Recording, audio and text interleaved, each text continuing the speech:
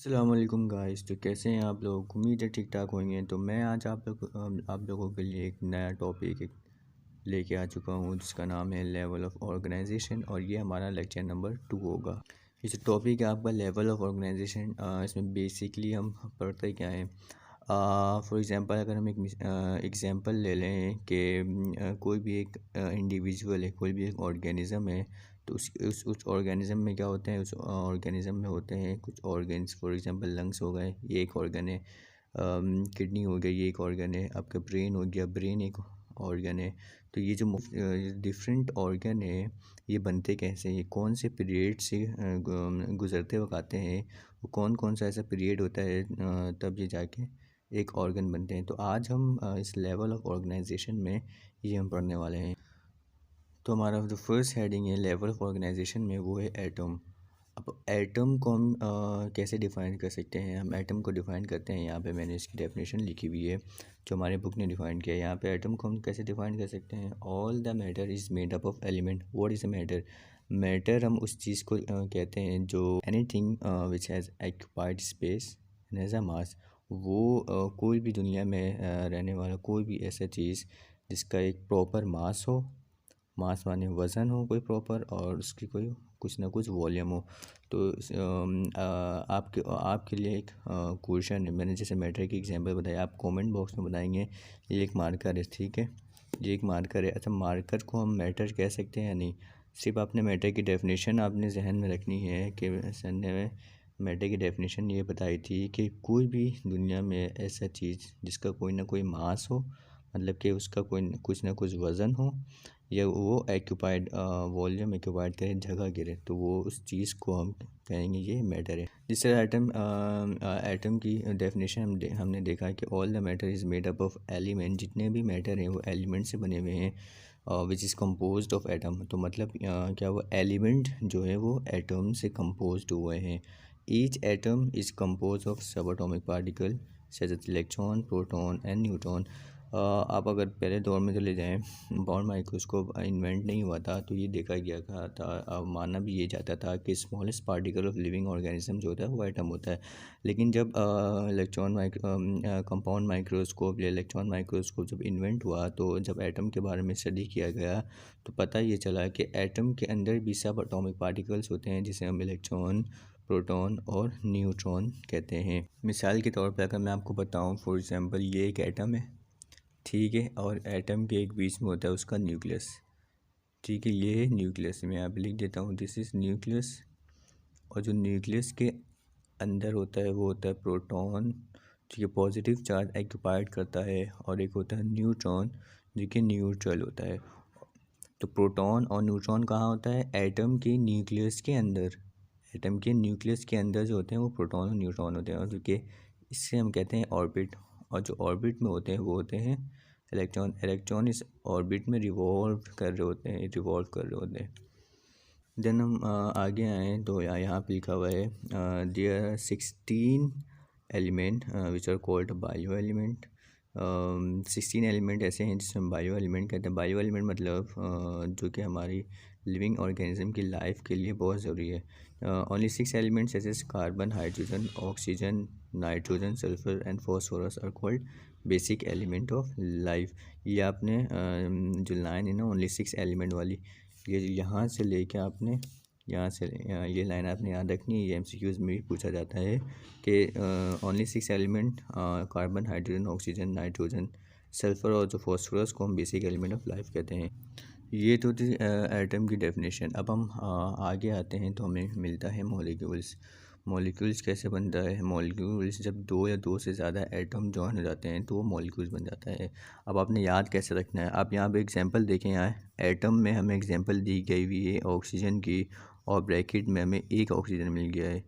Bracket में हमें क्या लिखा हुआ है? एक ऑक्सीजन। तो इसका मतलब ये क्या? एक का मतलब ये है कि ऑक्सीजन का ये एटम है, उसको प्रोनाउंस कैसे करेंगे? ये जैसे ऑक्सीजन एटम। अब जैसे मैंने आपको बताया मॉलिक्यूल्स बनने के लिए ज़रूरी है दो एटम हो या दो से ज़्यादा हो। अब यहाँ पे हम ऑक्सीजन की एग्जांपल देखें तो यहाँ पे O2 लिखा हुआ है, तो उसका मतलब क्योंकि ये दो एटम है तो हम इसे ऑक्सीजन मॉलिक्यूल्स कह सकते हैं। अगर अब दो या दो से ज़्यादा एटम जॉइन होकर मॉलिक्यूल बनाते हैं, इसी तरह बहुत सारे मॉलिक्यूल जॉइन होकर मैक्रो मॉलिक्यूल बनाते हैं, जिसकी एक बेहतरीन एग्जांपल जो हमारी सिन बोर्ड बुक में दी गई हुई है वो है फॉस्फोलिपिड। इसी तरह बहुत सारे मैक्रो मॉलिक्यूल मिलके एक सेल बनाते हैं जिसे हम कहते हैं क्लेरा सेल। अगर सेल की डेफिनेशन हम कह सकते हैं कि सेल को हम कहते हैं कि the basic structure and functional unit of life की किसी भी लाइफ की जो सेल्स होते हैं ना, किसी भी लाइफ की ये बेसिक स्ट्रक्चरल और फंक्शनल यूनिट है। मतलब कोई भी लाइफ को अगर उसके स्ट्रक्चर को बनाना है तो वो सेल से बनेंगे। अगर उस स्ट्रक्चर को में फंक्शन आपने करवाना है तो वो फंक्शन भी कौन करते हैं, ये सेल्स करते हैं। फंक्शन का मतलब ये है कि चलना फिरना जो भी होता है वो सेल की मदद से होता है। इसी तरह यहाँ पे एग्जांपल दी गई हुई है आपकी क्लेरा सेल। क्लेरा सेल जो होते हैं वो हमारे लंग्स में पाए जाते हैं।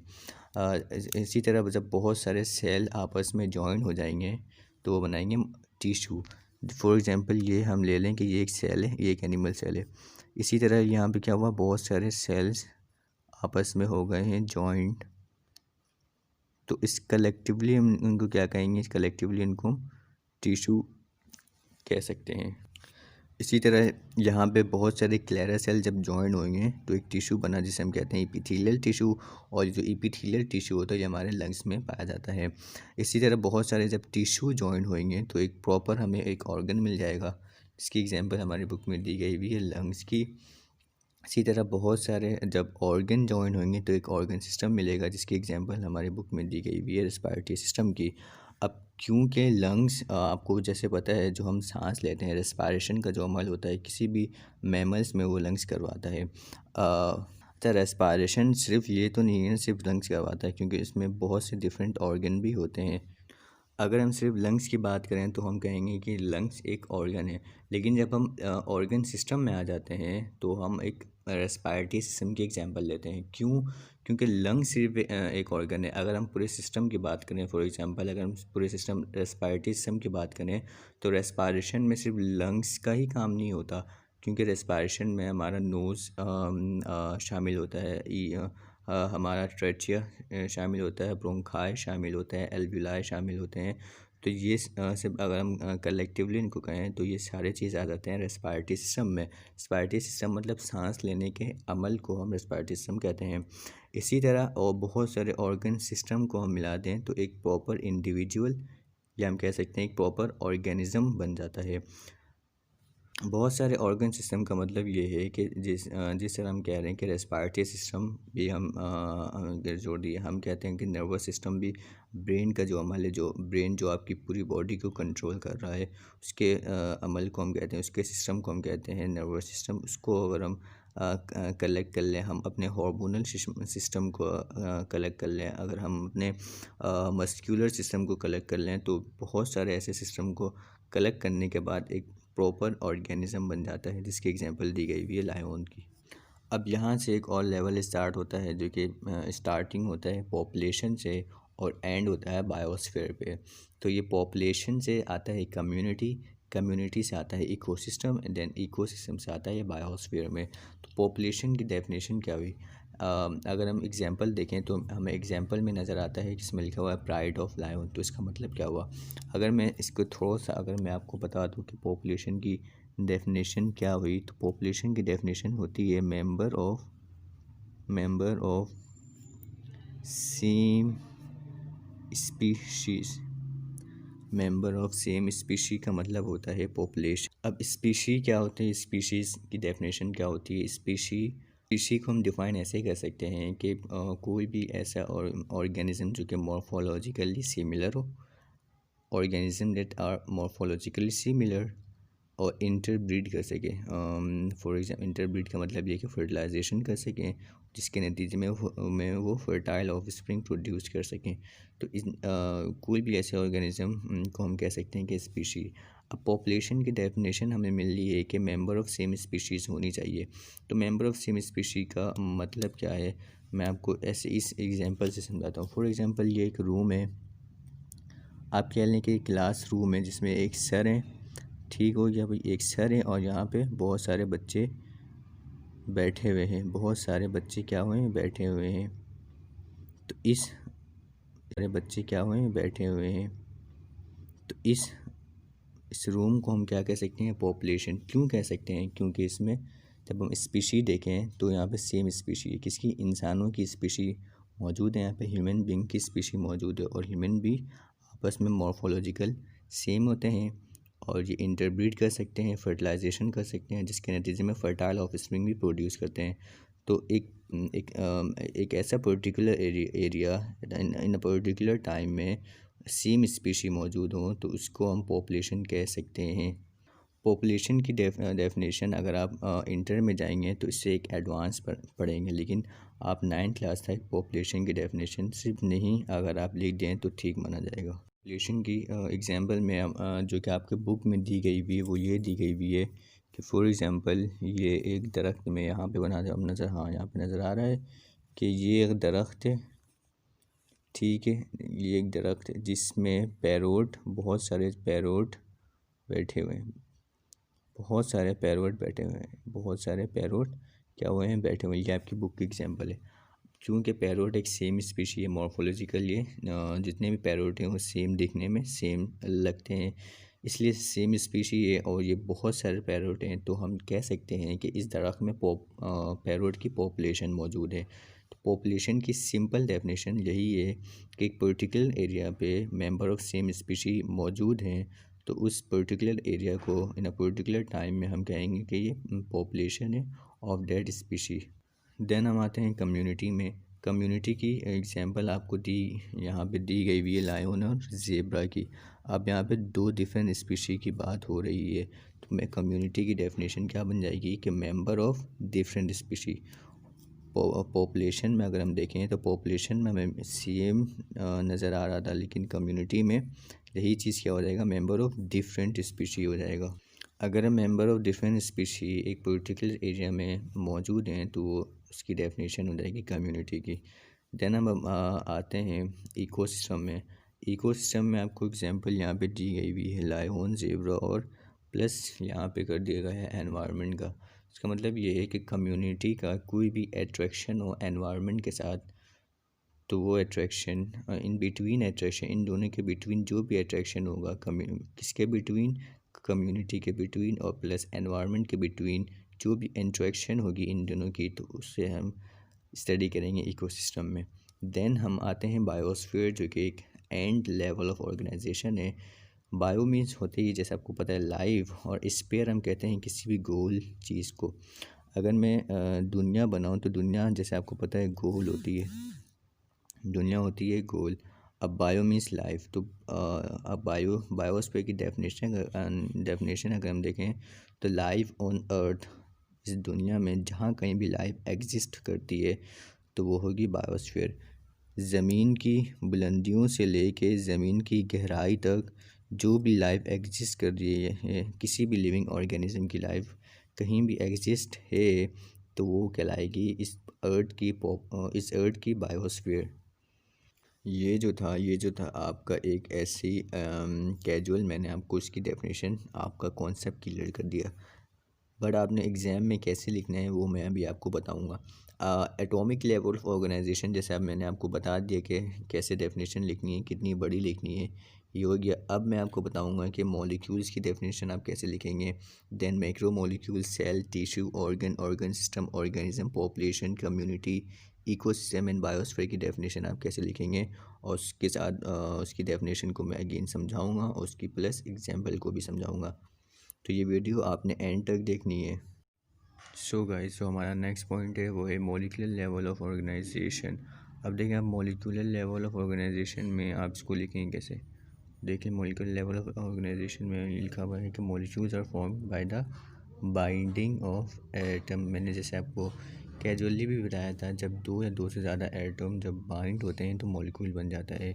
तो यहाँ पे आप वर्डिंग में आप इसको ऐसे लिख सकते हैं। अच्छा, दो तरीके का मॉलिक्यूल बन सकता है, एक तो माइक्रो मॉलिक्यूल्स बन सकते हैं और एक मैक्रो मॉलिक्यूल्स बन सकते हैं। ठीक है, एक माइक्रो बन सकते हैं और एक मैक्रो बन सकते हैं। माइक्रो मीन्स छोटा, small, and the macro means बड़ा, यानी कि लार्ज।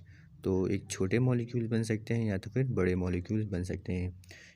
इस माइक्रो मॉलिक्यूल्स की एग्जांपल आपके सामने दी गई भी है। ग्लूकोज हो गए, अमाइनो एसिड हो गए, फैटी एसिड्स हो गए, ये सारे माइक्रो मॉलिक्यूल्स हैं। और जबकि मैक्रो मॉलिक्यूल्स की एग्जांपल है प्रोटीन, कार्बोहाइड्रेट, ये सारे आर मैक्रोमोलिक्यूल्स। ऐसे जिस तरह आपको पता है मॉलिक्यूल्स के बाद जो अनदर लेवल ऑफ ऑर्गेनाइजेशन आता है वो आता है सेलुलर लेवल, मतलब सेल लेवल। सेल को हम कैसे डिफाइन कर सकते हैं? सेल को हम ऐसे डिफाइन कर सकते हैं कि cell is a basic structural and functional unit of life.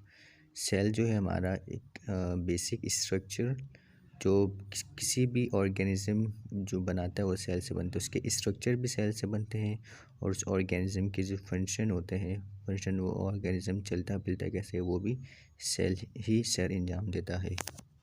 Next level of organization is tissue level. जब बहुत सारे सेल कंबाइन हो गए तो क्या हो गया, हमें एक टिश्यू मिल गया। तो टिश्यू की डेफिनेशन हम क्या बन सकती है? When similar type of cell organize together in a group called tissue. जब बहुत सारे similar type of cell organized होंगे टुगेदर, जब कंबाइन होंगे तो एक ग्रुप में वो क्या बनाएंगे? टिश्यू बनाएंगे। तो नेक्स्ट हमारे पास टिश्यू लेवल के बाद आता है ऑर्गन लेवल। जब बहुत सारे टिश्यू कंबाइन हो जाएंगे तो एक ऑर्गन बनेगा जिसे हम कहते हैं ऑर्गन लेवल। तो ऑर्गन लेवल की डेफिनेशन ये है, the different types of tissue arranged in a particular manner to work together are called organ. इसी तरह the different type of tissue जब अरेंज होंगे एक पर्टिकुलर मैनर में, और वो जो डिफरेंट टाइप ऑफ टिश्यू है एक कुछ ना कुछ काम करेंगे, आपस में मिलजुल कर काम करेंगे, तो उस टिश्यू को हम कहेंगे ये एक ऑर्गन है। सो द ऑर्गन लेवल के आगे अगर हम बढ़ें तो हमें मिलता है ऑर्गन सिस्टम लेवल। इसकी डेफिनेशन कुछ यूँ है, organ at different type work in a coordinated manner to perform a function called organ system. जिस तरह मैंने आपको बताया था, जब बहुत सारे ऑर्गन आपस में जॉइन हो जाएं तो एक ऑर्गन सिस्टम बनाते हैं। इसी तरह यहाँ पे इसकी डेफिनेशन लिखी हुई है। सो द नेक्स्ट लेवल यहाँ से स्टार्ट होता है जिसे हम कहते हैं टैक्सोनॉमिक लेवल, जिसके अंदर species, population, community, ecosystem and biosphere आ जाते हैं। तो टैक्सोनॉमिक लेवल में जो सबसे पहले हम पढ़ते हैं वो स्पीशीज़ के बारे में पढ़ते हैं। स्पीशी क्या होते हैं? Species is simplest unit of taxonomic level of organization. Species जो होते हैं टैक्सोनॉमिक लेवल ऑफ ऑर्गेनाइजेशन की स्मॉलेस्ट यूनिट है या सिंपलेस्ट यूनिट है, which include morphological similar living organisms which interbreed and produce fertile offspring. Species के अंदर जो लिविंग ऑर्गेनिज्म होने चाहिए वो मॉर्फोलॉजिकली क्या होने चाहिए? सिमिलर होने चाहिए, जो कि इंटरब्रीड कर सकें। इंटरब्रीड का मतलब ये है कि फर्टिलाइजेशन कर सकें, इसके नतीजे में वो प्रोड्यूस करें फर्टाइल ऑफ स्प्रिंग। ये मीन्स ये हैं कि वो चाइल्ड प्रोड्यूस कर सकें। उस चाइल्ड कैसा होना चाहिए? चाइल्ड होना चाहिए आपका fertile child of spring produce करें।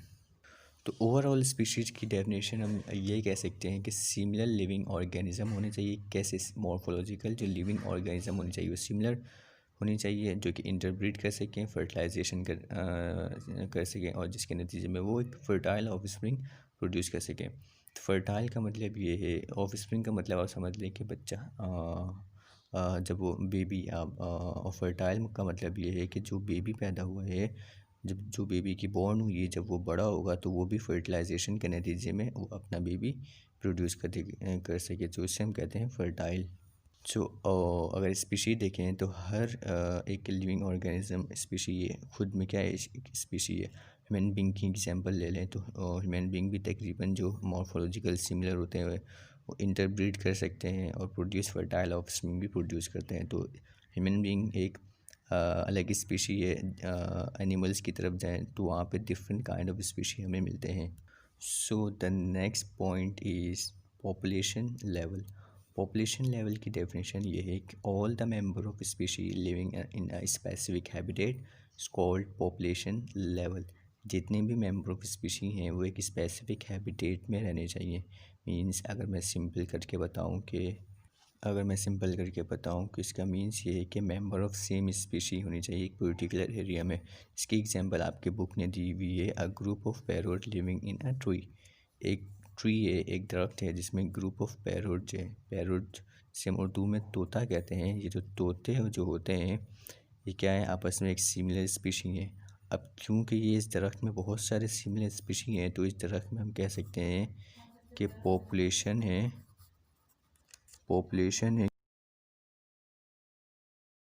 पॉपुलेशन है, पॉपुलेशन ऑफ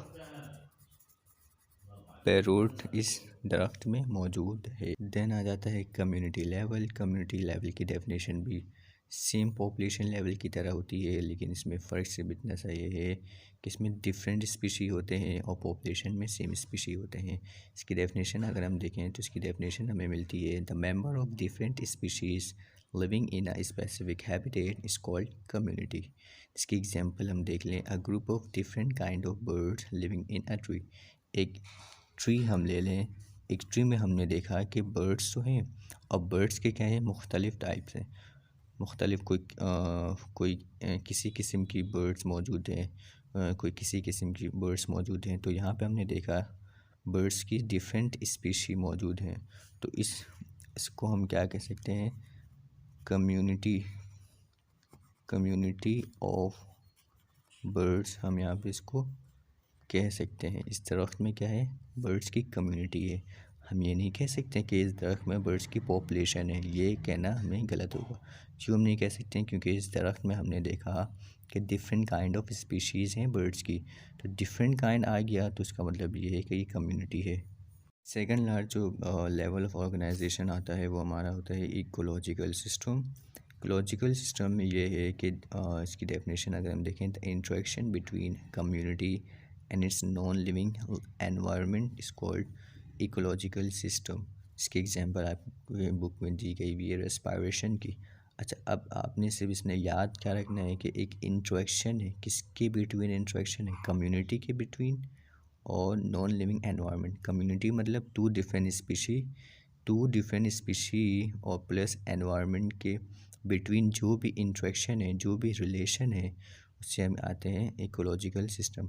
अब रिलेशन कैसे है, फॉर एग्जांपल अगर हम एक ह्यूमन बीइंग की एग्जांपल ले लें, एक ह्यूमन बीइंग की अगर एग्जांपल ले लें तो इस ह्यूमन बीइंग का एनवायरनमेंट के साथ क्या रिलेशन है, एनवायरनमेंट के साथ क्या रिलेशन है। जैसे कि आप जानते हैं कि एनवायरनमेंट में ऑक्सीजन मॉलिक्यूल्स होता है।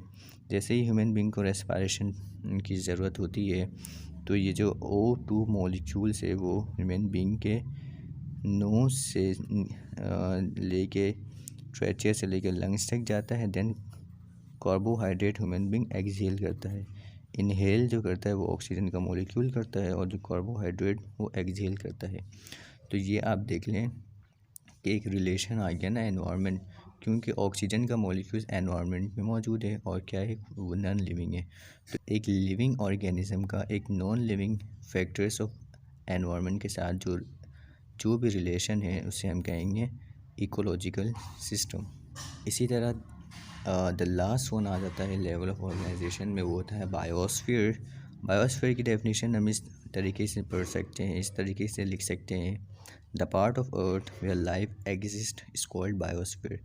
अर्थ का वो हिस्सा, दुनिया का वो हिस्सा जहाँ लाइफ एग्जिस्ट करता हो, चाहे वहाँ पे कोई भी लिविंग ऑर्गेनिज्म मौजूद हो, चाहे वो ह्यूमन बीइंग हो, चाहे वो प्लांट हो, चाहे वो कोई भी ऑटोपोड हो, कीड़े मकोड़े हों, वहाँ पे जब लाइफ एग्जिस्ट